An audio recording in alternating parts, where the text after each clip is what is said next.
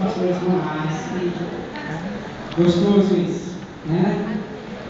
Mas a gente nem merece, mas vou ficar animado, né? Glória a Deus.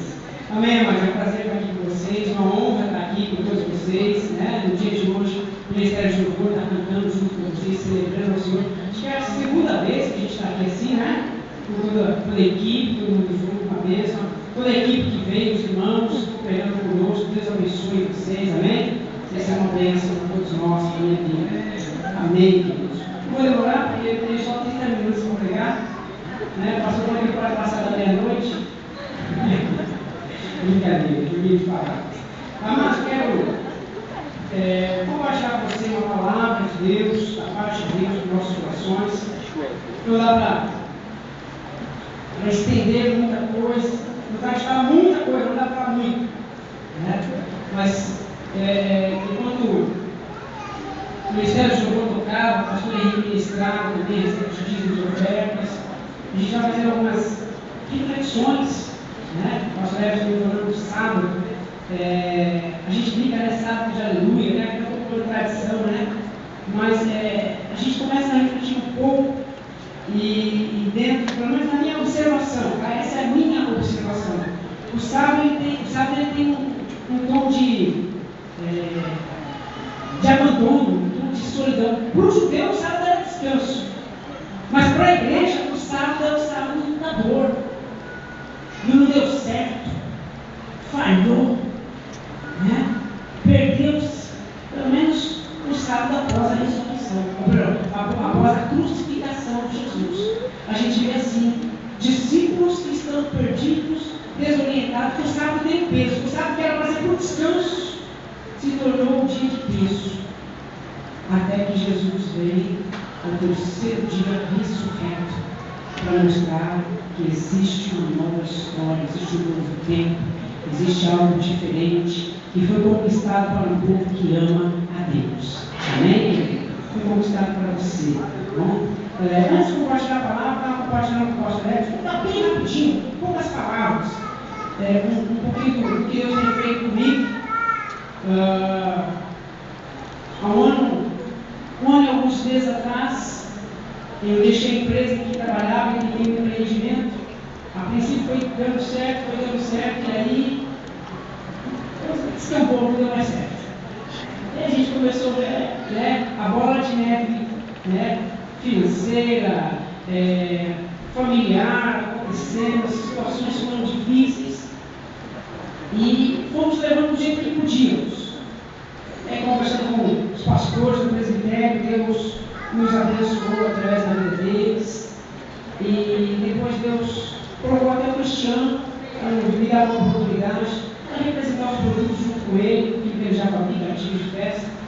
E depois o Cristiano, em poucas conversas comigo, não quero demorar 3 minutinhos só para falar isso, em poucas conversas comigo, o Cristiano falou assim: Léo, por que você não cria um produto, algo, sei lá, diferente, algo novo, algo que já existe, que de repente dê certo? Eu comecei a pedir direção de Deus, e nessas situações de atender um cliente ou outro, na representação do Cristiano, eu ia levar um cliente que tinha um produto, eu comecei a ficar curioso por aquilo, e de repente eu estava fabricando aquele produto, né? Caiu no coração, eu acho que eu vou fazer isso. Aí junto com o Cristiano, fazer umas pesquisas, e aí eu vi esse produto que poderia ser comercializado. Enfim, criamos esse produto, e aí começamos a trabalhar e para Deus da graça. Gente, você não sabe o que é você começar uma coisa nova, o pastor Herbert e Henrique Sá, né? Já foram e conhecem o ramo comercial, quem vem aqui também trabalha no ramo comercial, sabe isso? Quando você começa algo novo, você fala assim: agora comecei a distribuir, será que vai dar certo? Eu cheguei a vender 1, 2 vezes e ficar com o coração na mão assim, será que o cara conseguiu vender esse negócio? Será que o camarada conseguiu colocar isso nas mãos, né, de alguém que queria comprar? Para depois de comprar de novo de mim, eu descobri que deu certo. E por incrível que pareça, né, aos olhos humanos, por incrível que pareça, mas deixa a graça de Deus, irmão, existe graça em Deus. Nós temos falado lá no Itaí que esse ano para nós é o ano da graça de Deus. É o ano de confiar que Deus pode fazer aquilo que ninguém pode fazer por você, aquilo que você não é capaz de ter. Deus é capaz de te dar. Amém? E aí, então, confiando nessa graça de Deus, o cliente a quem eu vendi, né? Falou assim, Léo, olha, vem cá, arruma assim, melhor assim, um produto que dá para comprar e revender. E aí então comecei a fazer, por incrível que pareça, eu estou desde janeiro. Minha primeira venda foi no dia 8 de janeiro. De lá para cá, Deus mudou a minha história, mudou a nossa história. E se eu falar para você em detalhes, você fala assim, não, isso é coisa de lá da Universal, Fala, eu sou o Os irmãos de Itaí que estão comigo sabem disso. Fala assim, não, essa coisa que acontece lá na Universal. Não, não. Acontece na vida, na sua vida, se você confia, se você dá um passo diferente. E uma coisa interessante, né? Para o pastor de Adeumar, o que eu achei aqui é buscar em primeiro lugar o reino. Sabe? Trabalhando, buscando, né? Sem deixar a obra de Deus, o projeto, a vontade de Deus, o chamado de Deus em segundo plano. Primeiro reino. Primeiro a vida com Deus. Eu vou dizer para você, quando eu fiz a minha primeira venda, no primeiro trabalho, no primeiro mês, aí fechando no primeiro mês, eu já estava ganhando o próximo, já consegui fechar o primeiro mês, de 8 de janeiro até o final de janeiro, até o dia 31 de janeiro, eu consegui fechar o mês com quase o salário que eu estava na empresa. Glória a Deus! Os pastores sabem a minha situação, como é que estava em novembro, dezembro, sabe muito bem. E aí, em fevereiro, eu fechei o dobro do que eu havia fechado em janeiro. E aí agora chegou março. Aí joguei no computador, fiz alguns balanços, falei para eles, olha, é a penúltima semana de março. Nós não vendemos nada, essa semana aqui está cruel, mas tem 2 semanas para trabalhar, vamos confiar, vamos orar em Deus. E aí eu visitei clientes que ofereci para mim, olha, você não quer me dar prazo para pagar, não vou comprar mais de você não. Eu falei, Deus, está na sua mão, não sei o que eu posso fazer, só o senhor pode. Aí eu fui lá receber dele essa semana, que tinha, né, no prazo mínimo que eu dei para ele me pagou a compra anterior, olhou para mim e falou assim, eu posso fazer um pedido com você? Eu olhei para ele, terceira semana, né, de março, eu puxei no valente nada essa semana, e agora o que vai ser? Eu posso? Eu falei, pode fazer. E prazo? Eu falei, vamos combinar o prazo. Combinei o prazo com ele, aí ele me fez uma compra de 3 vezes mais que eu tinha vendido no primeiro mês. Só ele. Fora que eu já tinha fechado no mês de janeiro. Só no mês de janeiro eu já fechei 3 vezes mais do que eu fechei no mês de fevereiro. E esse cliente fechou 3 vezes mais, ou seja, 6 vezes mais do que Deus me permitiu ganhar no mês de janeiro. Isso é uma cura. Mas é graças a Deus. Isso é porque tem uma crise instaurada e o mês de março não acabou. Tem mais uma semana. Amém, querido? E só para finalizar, eu tenho falado muito na nossa igreja, nosso ministério lá no Cristo, sobre ser fiel a Deus. Seu dízimo, na sua oferta.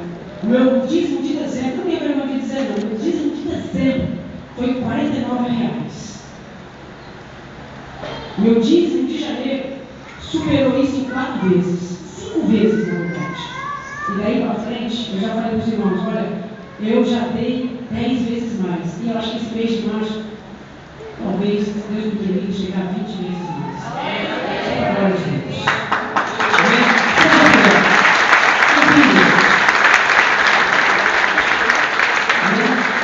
Confie, Deus sabe o que você precisa. Fique ansioso, fique com medo, Deus sabe o que você precisa. Amém? Glória a Deus. E aí quando a gente começa a ver as coisas acontecendo, né, pastor Ed? Dá até para fazer as coisas com mais tranquilidade, né? Dá para respirar e chorar um pouco mais. Amém, glória a Deus. Quero compartilhar a palavra com você, querido. Se Cristo não tivesse ressuscitado, o que aconteceria? Você já pensou sobre isso? Já? Fala para o teu irmão que não está ao teu lado. Fala assim, se Cristo não tivesse ressuscitado, o que teria acontecido? Ou melhor dizendo, quais seriam as consequências? Quais seriam as consequências se Cristo não tivesse ressuscitado? Abra sua Bíblia comigo em 1 Coríntios, capítulo 15. Vamos ver se a gente consegue ser rápido. 1 Coríntios, capítulo 15, a partir do verso 1. Paulo fala aqui nesse capítulo justamente a respeito deste assunto, deste tema que eu quero falar com vocês hoje, a respeito da ressurreição 1 Coríntios capítulo 15, verso 1. Olha como é que Paulo começa a escrever esse trecho da carta à igreja aos Coríntios. Diz assim: irmãos, venho lembrar-vos do evangelho que vos anunciei, o qual recebeste, e no qual ainda perseverais. Por ele também sois salvos, se retiverdes a palavra tal como vou-la preguei, ao menos que tenhais crido em vão. Verso 3. Antes de tudo vos entreguei o que também recebi, que Cristo morreu pelos nossos pecados, segundo as Escrituras, e que foi sepultado, e ressuscitou ao terceiro dia, segundo as Escrituras. Versículo 12 agora. Ora, se a corrente pegar que Cristo ressuscitou dentre os mortos, como, pois, afirmam alguns dentre vós que não há ressurreição de mortos? E, se não há ressurreição de mortos, então, Cristo não ressuscitou.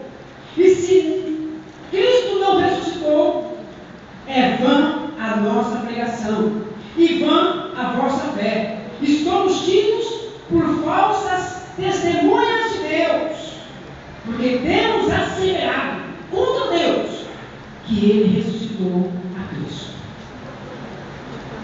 ao qual Ele não ressuscitou, se é certo que os mortos não ressuscitam.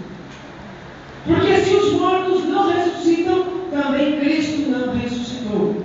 E se Cristo não ressuscitou, é vã a vossa fé, e ainda permaneceis nos vossos pecados. E ainda mais, os que dormiram em Cristo pereceram. E se a nossa esperança em Cristo se limita apenas a esta vida, somos os mais infelizes de todos os homens.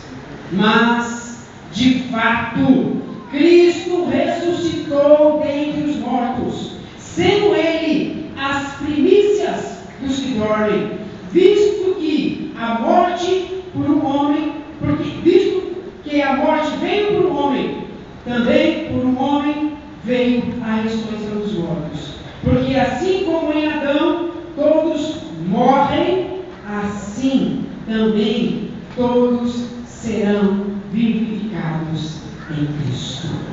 Amém? Pode dizer glória a Deus? Amém. Eu sei que quando a gente lê esses textos um pouco mais complexos, a gente fica assim, o que está dizendo ali? É difícil até de ler. Mas deixa eu dizer para você que Paulo, ele está falando a respeito da doutrina da ressurreição. Ele está defendendo que Cristo ressuscitou. E o tema da nossa mensagem é justamente este. Se Cristo não tivesse ressuscitado, quais seriam as consequências? Cristo ressuscitou, amém? Amém. Amém, querido? Amém. Ok. Nós temos um consenso aqui. Mas deixa eu dizer para você que quando alguém fala ou procura falar a respeito de alguém morrer na cruz, na nossa mente vem assim rapidamente quem? Jesus. Mas não é pelo fato de nós termos a visão de Cristo na cruz que faz com que o Evangelho seja válido. Por que, pastor, o senhor está dizendo isso? Quer dizer que o Evangelho é válido porque Cristo está na cruz, porque Cristo foi crucificado? Não, baseando somente na crucificação, não dá para fazer o Evangelho ser válido. Não dá para fazer com que tudo o que Deus tem estabelecido para o seu povo, para a humanidade, seja de fato verdadeiro. Por que não? Porque se nós olharmos a história, nós vamos descobrir que a crucificação era algo comum, muito natural. Por exemplo, no ano de 519, o rei persa, chamado Dário, naqueles dias, quando conquistou a Babilônia, ele crucificou aproximadamente 3.000 babilônicos. Então é comum. A crucificação de pessoas era uma punição de morte comum para aqueles dias. Isso, antes de Cristo. 519, desculpe, querido, antes de Cristo. Bem, 519 anos antes de Cristo, o Império Persa já crucificava, né, os malfeitores, os povos conquistados que eles não queriam que permanecessem vivos, e eram o sistema de punição. O Império Romano, já no ano 66 depois de Cristo, ele crucificou, olha, depois de Cristo ter sido crucificado, exatos 33 anos depois da crucificação de Jesus, o próprio Império Romano crucificou mais de 3.600 pessoas. Depois que Roma houve uma rebelião, né? Já havia uma perseguição dos cristãos, dos judeus. É o período em que Nero põe fogo em Roma, e para aplacar, né, essa indignação que ficou na nação, matou-se, crucificado mais de 3.600 pessoas, né? Dentre elas judeus, cristãos, todas as pessoas que eram opostas à religião romana, ao Império Romano naqueles dias. Então, o que faz o Evangelho ser diferente? O que faz com que a palavra de Deus seja diferente de tudo aquilo que nós possamos ver? É a ressurreição de Jesus. Amém? E Paulo então está dizendo o seguinte para a igreja de Corinto: olha, vocês receberam o Evangelho, vocês creram, e vocês precisam caminhar conforme a palavra que pregamos para vocês. Se é que vocês não creram, em vão não receberão. E Paulo então ele fala o seguinte: olha, o que ele recebeu de Deus, que ele entregou à igreja de Corinto e que nós também recebemos. Ele diz assim: olha, o que eu recebi da parte do Senhor, isso vos entreguei. E ele faz uma pequena analogia a respeito do que é o centro do Evangelho. Ele diz assim: que Cristo morreu crucificado, segundo as Escrituras, e que foi também sepultado. Ele não diz, mas nas entrelinhas ele vai dizer, segundo as Escrituras, porque Jesus foi sepultado conforme está escrito nas Escrituras Sagradas, das profecias. E depois ele vai dizer, e que ele também ressuscitou ao terceiro dia, segundo as Escrituras. Então Paulo está dizendo assim: tudo o que eu disse a vocês a respeito de Jesus Cristo, o Filho de Deus, já estava escrito antes de tudo que nós possamos imaginar. E aí então ele passa agora a mostrar qual é o pensamento que entrou na igreja naqueles dias. E se Paulo escreve a respeito disso, não é de assustar que algumas pessoas também pensem, como alguns irmãos de Corinto pensavam a respeito da ressurreição. Quantos creem que Cristo ressuscitou? Amém. Mas você acredita que tem muitas pessoas que acreditam que Cristo ressuscitou dos mortos, mas se ele morrer, ele não vai ser ressuscitado? De novo, né? Cristo ressuscitou dos mortos, amém? Ele acredita que Cristo ressuscitou, mas quando ele morrer, essa mesma pessoa que crê que Cristo ressuscitou, ele não acredita que ele poderá ser ressuscitado dos mortos. Por quê? Porque esse foi o pensamento filosófico que entrou na igreja naqueles dias e que permeia a igreja nos dias de hoje. E aí então Paulo diz assim: olha, se é corrente que se prega que Cristo ressuscitou dentre os mortos, como pois havia alguns de vós que não há ressurreição? Você acredita que algumas pessoas não acreditam que existe a ressurreição de fato? Mas não é a ressurreição como nós, como Paulo está descrevendo, como nós entendemos. Mas ele diz assim: olha, que alguns acreditavam justamente no que eu acabei de falar agora há pouco, que Cristo sim, ele ressuscitou, mas que só ele pode ressuscitar, ninguém mais. E aí Paulo então começa a trazer para a igreja quais seriam as consequências se Cristo não houvesse ressuscitado. Existem algumas implicações que eu quero compartilhar com você. Não dá para falar de todas, mas eu queria falar de algumas que são importantíssimas. Por quê? Porque ela é a base de tudo aquilo que nós pregamos.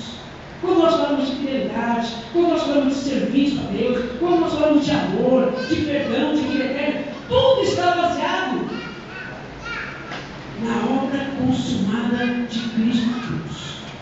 E não é só a sua morte, porque não se consumou com a morte. Quando Jesus expira lá na cruz, lá na cruz, e grita, está consumado, Jesus está dizendo assim, Pai, a minha parte acaba aqui. Daí para frente, é o que o Senhor estabeleceu. É o teu plano, é o teu projeto. Agora o Senhor vai cumprir aquilo a qual está sendo aguardado desde a fundação, desde antes da fundação do mundo. Ou seja, que o Filho de Deus iria morrer, ser sepultado, e o próprio Espírito do Pai, o Espírito de Deus, iria ressuscitar ao terceiro dia. Amém? Então, vamos ver algumas consequências. Tá? Por exemplo, Paulo diz assim, que se Cristo não ressuscitou, a nossa pregação é em vão. Ou seja, de que valeria pregar o Evangelho, afirmando ressurreição, afirmando vida eterna, perdão, salvação, se Cristo não ressuscitou? Porque existem algumas coisas na vida que são perguntas que vão, sabe, permear a nossa vida por ela toda. Quando você se encontra com Cristo, você tem mais tranquilidade sobre essas perguntas. Mas quem não conhece Jesus pergunta, de onde eu vim? Para que eu vim? E para onde eu vim? Já fez essa pergunta? Né? Quem sou eu nessa terra? Por que eu vivo nessa terra? E depois, para onde eu vim? Qual é o fim de tudo isso? Para que a vida? Então são perguntas que norteiam a vida do ser humano e somente em Cristo a gente consegue ter a resposta que satisfaz a nossa alma. Então, a pregação do Evangelho não tem nem sentido. Olha lá, se Paulo escreve assim lá no versículo 14, na parte A. Se Cristo não ressuscitou, a nossa pregação é em vão. Ou seja, primeiro, não haver a ressurreição de Cristo, de que adiantaria pregar? Né? Paulo havia anteriormente falado que a ressurreição, na verdade, ele é o quê? O coração. Eu vou chegar e falar que eu recebi da parte do Senhor, isso eu entreguei. Então, sem a ressurreição, Jesus não poderia ter vencido a morte. Sabia disso?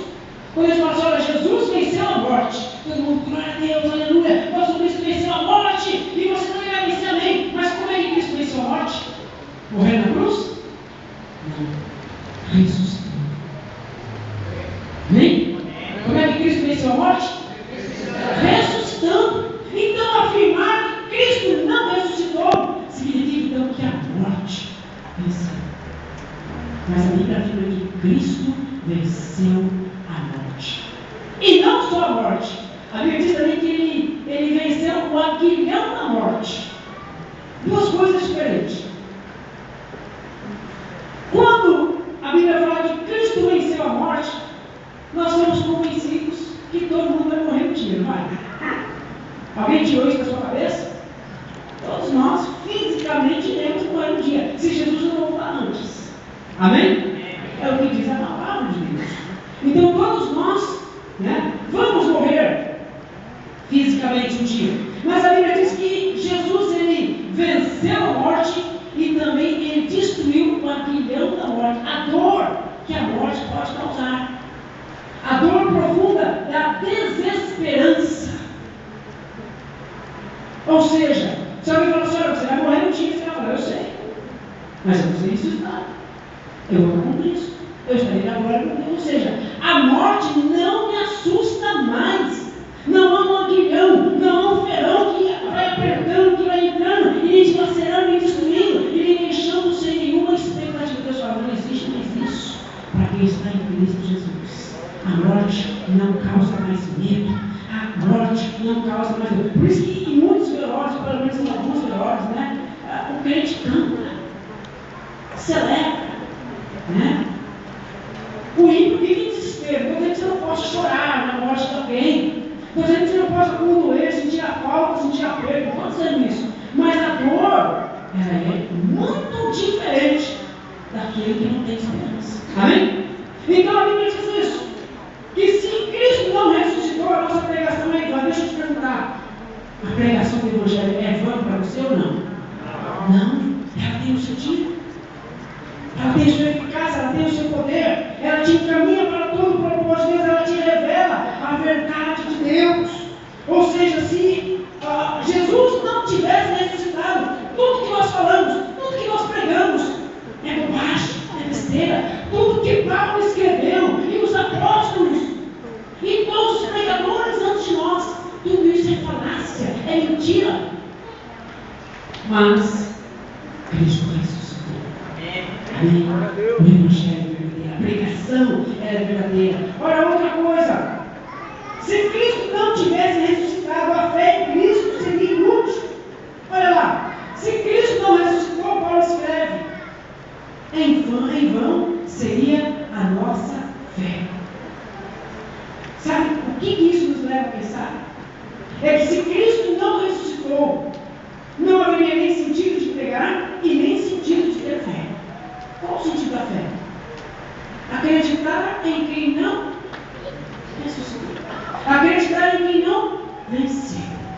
Acreditar em quem não pode salvar. Então, se uma fé vã, vazia, um Salvador morto não pode salvar ninguém. Como ser salvo por alguém que não venceu? Como ser liberto da morte por alguém que não conseguiu vencer a morte?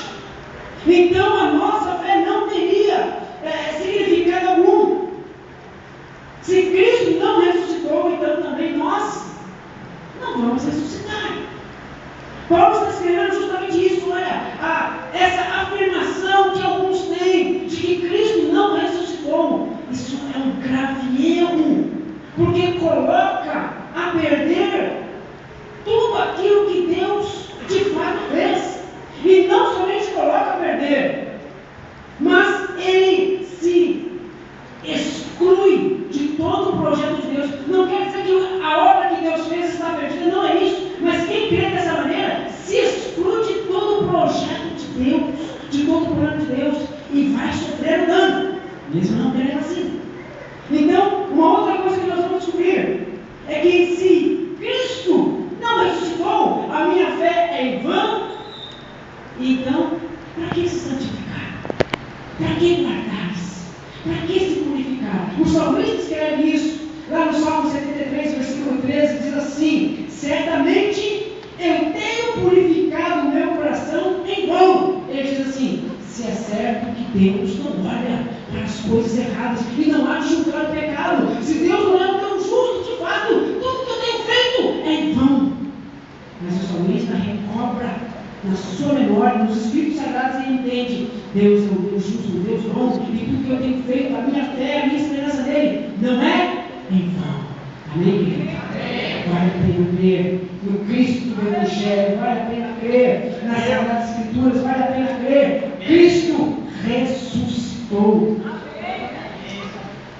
Só vou comentar esse rapidinho. Se Cristo não ressuscitou, então todas as testemunhas, os pregadores que falam a respeito da ressurreição, é tudo mentiroso. Isso aí, tudo mentiroso, né? Tudo um bando de gente para manipular os outros, para se dar bem, e isso e aquilo outro. Mas a verdade não é essa, né?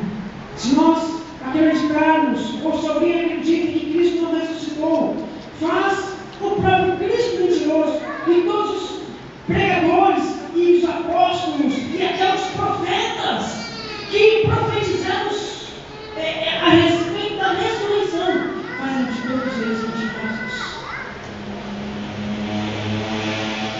Quarta coisa que aconteceria, olha lá: se todos os homens se Cristo não ressuscitou, todos os homens ainda estariam em seus pecados. Não haveria perdão dos pecados. É isso que Paulo escreve. Olha, se de fato Cristo não ressuscitou, então não há perdão dos pecados. Não tem como perdoar pecados. Porque o sacrifício de Jesus não foi suficiente para perdoar pecados. Porque o perdão dos pecados, ele não somente se manifesta em nos aproximar de Deus, em colocar um ponto zero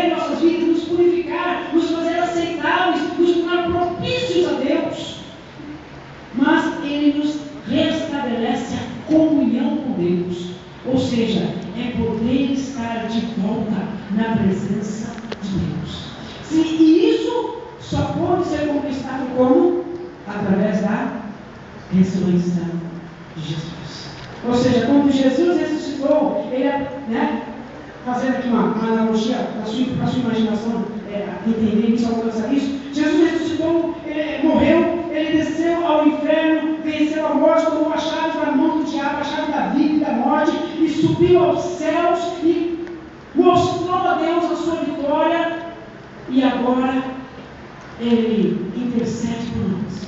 E não somente isso, mas ele prova o seguinte: olha, eu, o próprio Cristo, eu tomei o pecado de toda a humanidade sobre mim e morri por esse pecado, e mesmo sendo tido como o pior de todos os homens da face da terra,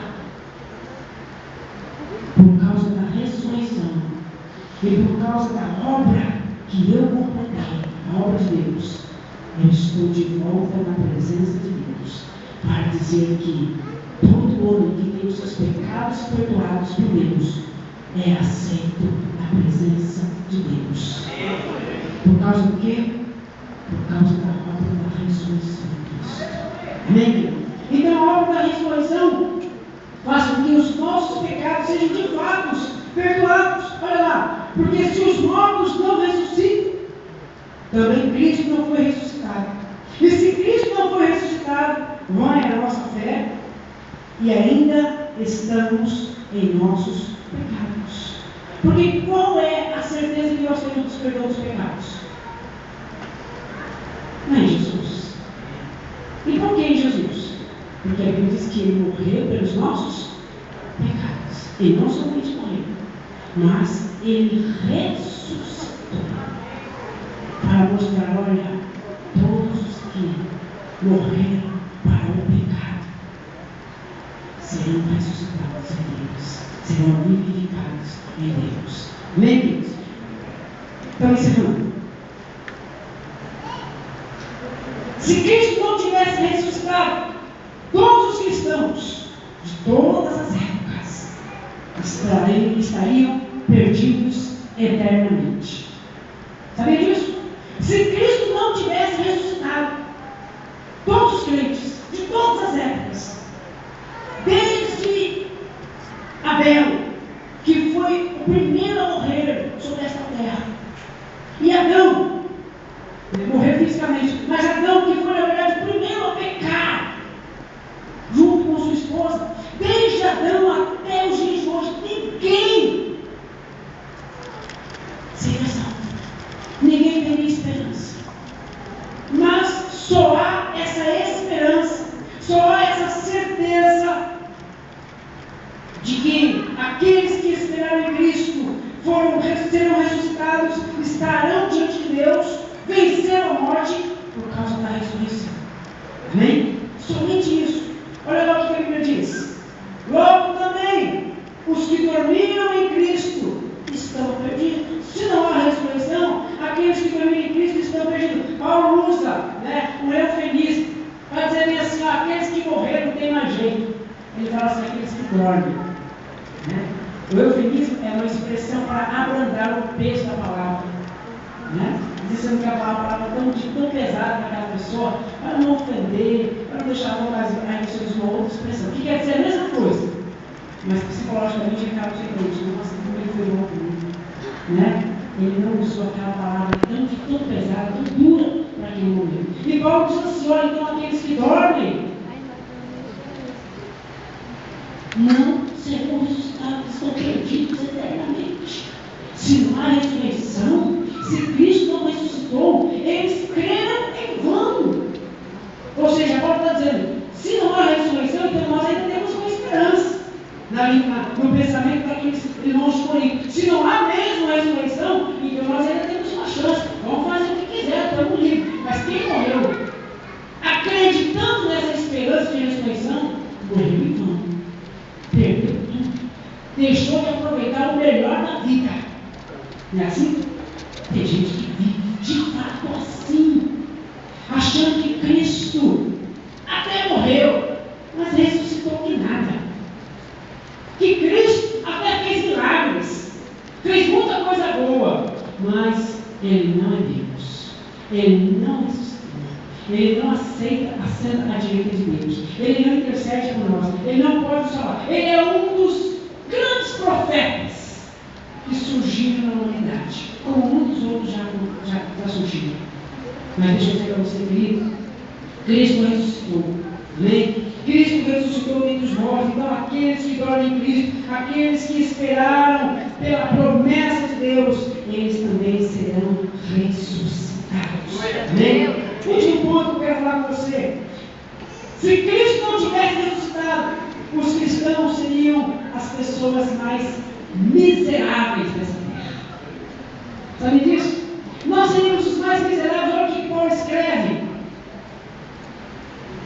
Se é só para esta vida que esperamos em Cristo, somos de todos os homens os mais dignos de lástima. Né? Ou seja, se a nossa esperança está somente nesta vida, nós somos os mais miseráveis, os mais indignos dos homens. E deixa eu dizer para você, gente, amado, na igreja, tem gente que vive no Evangelho, vive mesmo, vem para a igreja, canta, toca, celebra, dá o seu dízimo, dá a sua oferta, mas é como se Cristo nunca voltasse. É como se a ressurreição de Cristo não afetasse, não impactasse a vida dele, ao ponto de ele entender que o que nós fazemos aqui, para nós mesmos, não é nada. Mas o que vale a pena é fazer de fato para Deus. O que importa aqui nesta terra, nesta vida em que nós vivemos, nessa esfera de vida que Deus nos deu para viver, o que importa de fato é fazermos para Deus, fazermos a vontade de Deus, conhecermos o que Deus tem para cada um de nós. Amém? Então Paulo fala isso, que nós seremos os mais indignos, as pessoas mais miseráveis até, ou seja, as consequências de uma vida sem ressurreição, sem a ressurreição de Cristo, ela traria para o seguinte: olha, não há salvação, não há bênção, o cristianismo é inútil, tudo que nós fazemos é nada mais do que uma religiosidade. Sem a ressurreição, não tem necessidade de haver salvação, perdão, evangelho. A vida de fato é uma vida assim, sem propósito, sem significado. Cada um faz o que quiser, porque não tem ressurreição. Esse papo de vida após a morte, essa conversa de morar no céu com Deus, é falácia, é balela, é mentira, é enganação trouxa. E Paulo fala, não é bem assim. A verdade é outra. Então Paulo assevera com todas as palavras possíveis, dizendo: Cristo ressuscitou dos mortos. A morte não pôde deter o Cristo de Deus, né? Cristo está vivo, Ele assenta-se à direita do Pai, Ele intercede por nós, Ele é o nosso Senhor, o nosso Salvador, Ele é aquele que Paulo escreve, Ele é as primícias dos que dormem. Eu quero fazer uma conclusão dizendo isso. Cristo, Ele é as primícias dos que dormem. Paulo ele está usando uma palavra da agricultura, baseada na lei de Moisés, dizendo assim: olha, quando no seu campo, a sua lavoura, a sua produção, ou mesmo no seu gado, os seus animais, derem os primeiros frutos, as primeiras crias, essas primeiras crias, ou esses primeiros frutos, as primícias, terão que ser do Senhor. Por isso Paulo escreve que Cristo, Ele é as primícias dos que dormem. Ou seja, daqueles que morreram, Cristo tem que ter a primazia. Ele tem que ser o primeiro a ressuscitar. Usando a figura do campo ou do gado que era oferecido como primícia diante de Deus, ele está dizendo, quando se oferece as primícias para Deus, está se declarando que em Deus haverá muitos outros para comer, haverá muitos outros para serem gerados. Ou seja, se Cristo é as primícias daqueles que são ressuscitados, então significa que depois de Cristo, muitos serão ressurretos. Amém, querido? Então, alguém tem que ser o primeiro. E a Bíblia diz que Cristo, Ele tem que ser o primeiro em tudo.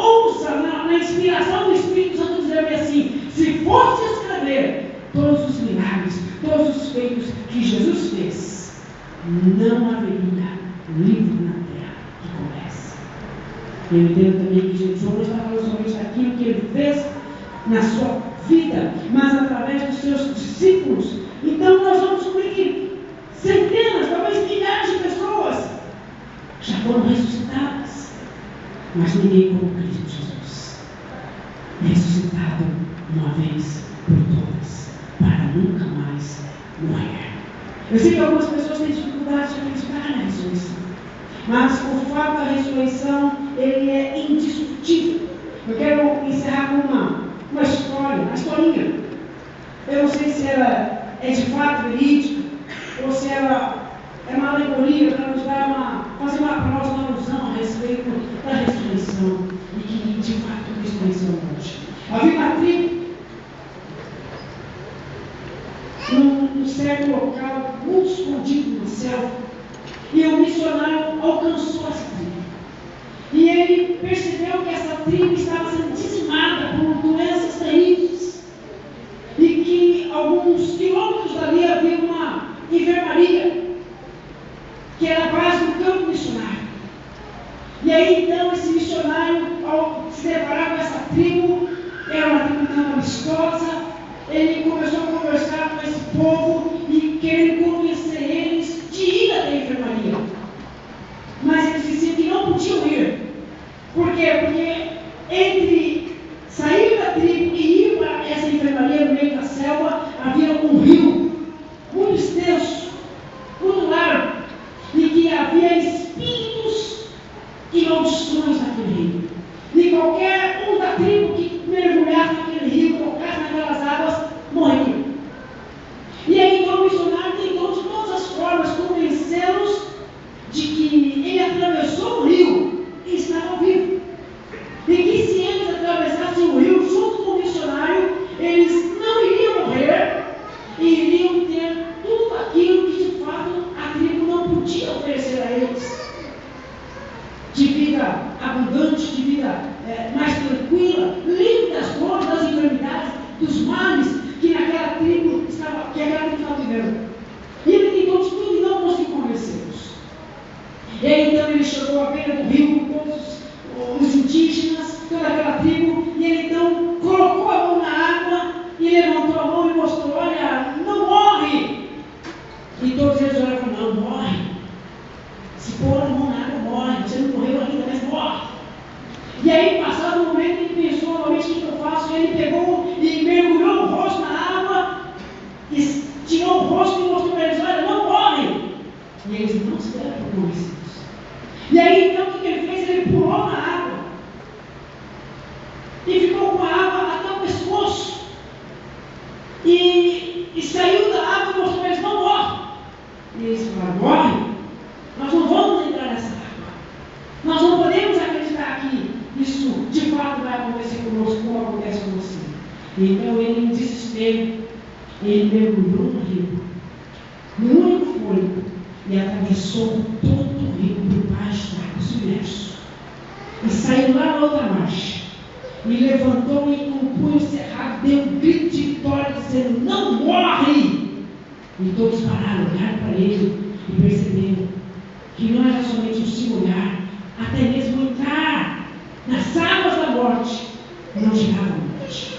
E então, um a um, aquela tribo foi entrando na água e saindo do lado. Essa, na verdade, é só uma alusão do que Jesus fez. Jesus nasceu, cresceu no nosso meio, e o seu ministério, ele curou uma menina, ressuscitou ela da morte, tocou nela, e muitos não acreditaram que a ressurreição era possível. No outro momento, ele ressuscitou um rapaz que já havia morto há algum tempo, estava indo já ser enterrado, mas também não acreditaram que poderia de fato haver a ressurreição. E aí, em um outro momento, talvez mais forte de todos, ele permite que uma pessoa morra, fique enterrado, e somente após 4 dias ele vem e tira essa pessoa do túmulo e mostra a ressurreição. si mesmo ainda parece que muitos não acreditaram. Então Jesus, de uma vez por todas, ele enfrenta a própria morte e sai do outro lado dizendo: a ressurreição. A vida depois da morte. Você pode crer assim. Amém. Glória a Deus.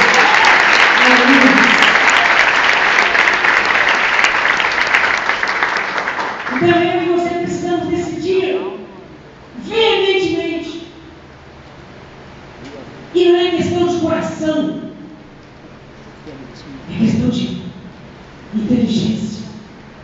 É crer no coração, mas entender com o pensamento, com a mente, com a alma, de que a obra de Deus em Cristo Jesus foi completa. Há ressurreição. E se há ressurreição, há esperança para tudo que existe de mais contrário em nossas vidas. Há esperança, há solução, há um sim de Deus em todas as suas promessas. Você pode confiar em Deus, você pode celebrar em Deus, você pode ver uma vida abundante na presença de Deus, porque o que Deus fez foi completo. Nós podemos acreditar na obra de Deus, porque Tiago escreve bem assim, Timóteo escreve dizendo assim, que em Deus não há mudança e nem sombra de variação. Tiago mesmo? Amém. É Tiago, que Paulo escreve Timóteo. Tiago escreve isso, que em Deus não há mudança, Deus não muda, não há sombra de variação, Deus não vai variar, Deus não vai oscilar, o que está escrito vai se cumprir. Toda a promessa de Deus na sua vida é verdadeira.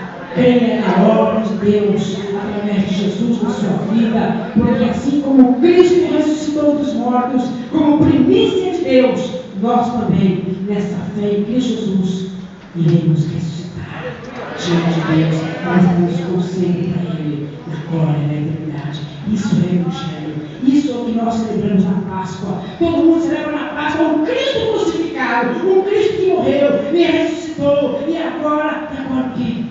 Nós celebramos a ressurreição todos os dias, porque ela é a promessa verdadeira de Deus, de que